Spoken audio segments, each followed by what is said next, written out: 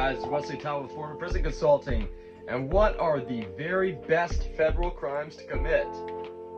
I'm going to teach some of you guys something right here. If they're trying to put you in a nursing home or something like that, go commit a Fed crime. Note in a bank, no gun, just a note saying give me the money.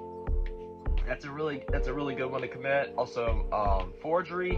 Forgery is a really good one to commit. You don't get much time.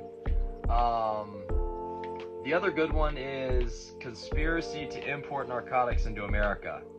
Now, this is what happens.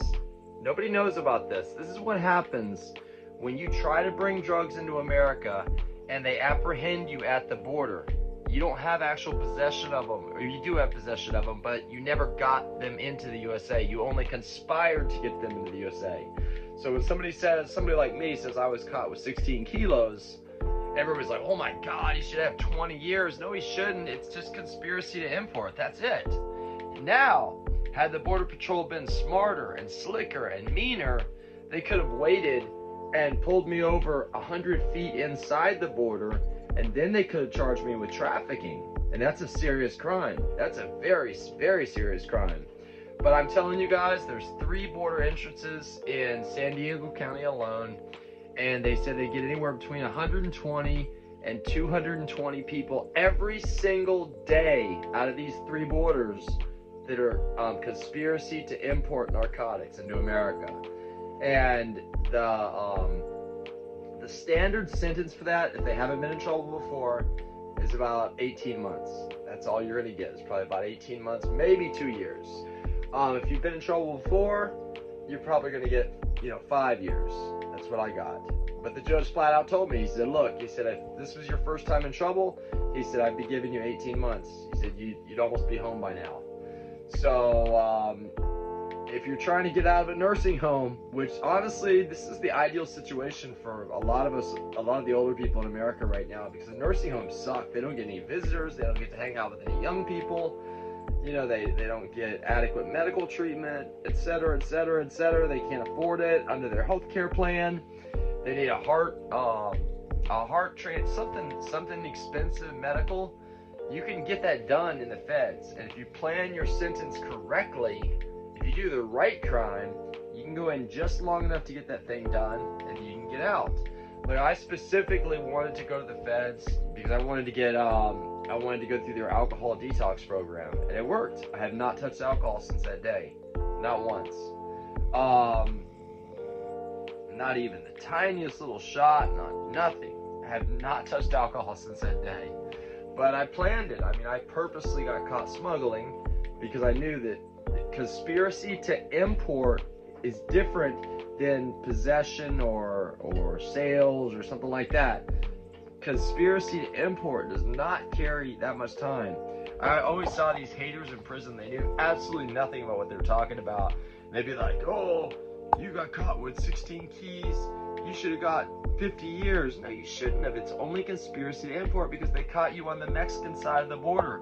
If they catch you on the USA side of the border, which they do a lot of times, they'll realize somebody has drugs on them, so they'll let the car go into the USA, and they'll pull them over about a half mile inside the border. If they do that, then yes, now you're trafficking methamphetamine. Now it's a serious crime. Now it's no longer a conspiracy. You already did it. So there's a real big difference between that border line right there. If you get caught before the border line, you're going to get much less time than if you get caught after the border line. And the smart Border Patrol, they'll wait for you to go ahead and get through and get admittance into the USA, and then they'll bust you because they know that you're going to catch the most time. But that's a really dirty trick. I mean, there's so many people. There's so many people smuggling every single day, and people are desperate. I mean, times are rough right now in the USA, and people are just trying to make a little bit of money to pay their rent, things like that. That's why they usually break down and smuggle. There wasn't too many just career smugglers, unless you look at people like Pablo Escobar, El Chapo, stuff like that. Those were career smugglers. But for somebody that gets caught at the border, now we do have a history we do have a history with the cartel. So that means we are still of great use to the cartel. The cartel still does want to use us. But our job basically changes from smuggler. You get bumped up a notch. You get bumped up to recruiter. And what you'll do is you would go to like bankruptcy courts, divorce courts, places sad people go, places that people go when they're just really down on the ends, and you make friends with those people and you talk them into driving a car for you, and next thing you know, you've got a full-time driver and he's bringing in, you know, thousands and thousands of dollars a week to you every week.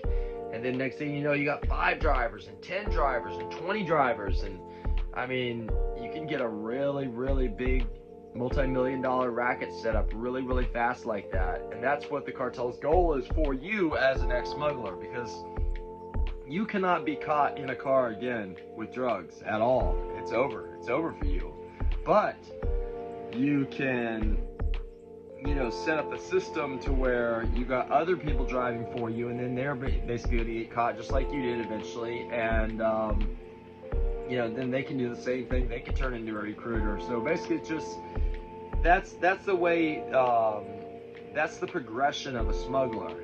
You go from smuggler to recruiter, and I was presented with this plan, and I'm done. I'm completely done. I'm not gonna have anything else do with it. When I was actually out on home arrest before, or I was out on pre-trial, I promised God, if God got me out as a miracle, I promised God I would go feed the homeless. And I got to go feed the homeless in San Diego. And before that, I always believed in drugs. I thought there was nothing wrong with drugs at all. But when I got to go out and feed the homeless in San Diego, and I got to see the real effects of drugs on the street, and I got to see what I was really doing to people and hurting people, I felt so guilty. I felt like I was that tall. So if you have that same belief, and you believe that drugs aren't hurting people, and you believe that, you know, it's just recreational, go out and spend some days volunteering and feeding the homeless and see if you don't change your mind on that. Because I'll tell you one thing, my mind sure changed, and I was a diehard. There's nothing wrong with drugs, in the war on drugs. I was diehard on that for years and years and years and years. And it wasn't until I spent a few months out there feeding the homeless people, and it completely shifted my views. So anyways, guys, that's for all you guys that don't understand why somebody that got caught with 16 kilos gets 5 years, or somebody with 100 kilos gets 18 months. They didn't snitch. It just doesn't carry any time. It doesn't carry any time in the feds. Conspiracy to import does not carry the time. Now, if you get caught next to a school district, if you get caught next to a church, if you get caught transporting the drugs in your car at one of those new fake border patrol checkpoints inside the USA, you're history. You're done. You're never going to see the streets again. The same drugs that you just brought across the border. It just depends on the location where you were caught. So anyways, guys, Wesley Tawa, former prison consulting, and please follow me for more. God bless.